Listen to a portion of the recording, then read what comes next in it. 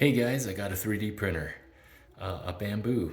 Took advantage of that sale they had the other week, and like many of you, I bought one. And I'm printing stuff like crazy. Of course, it's mostly ham radio related, and I'm posting them all online. So first one I'm posting is this little guy. What do you think it is?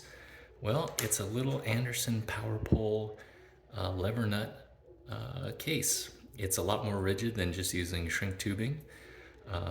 It is made to use these guys off Amazon, preppy wire nuts. You get about 12 of them here for $9 or so.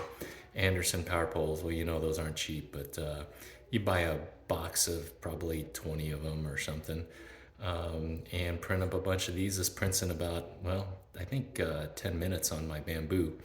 But it does use all the tapers of the Anderson power pole to lock in, and then some features on the preppy or the wire nut, and you'll get one of these guys. The only thing is the maximum wire size that I found these preppies handle is 18 gauge, or I'm sorry, 12 gauge, which means 20 amp max, man, 20 amps. But it's rigid. It'll adapt your Anderson power poles to anything you can strip and stick in those wire nuts.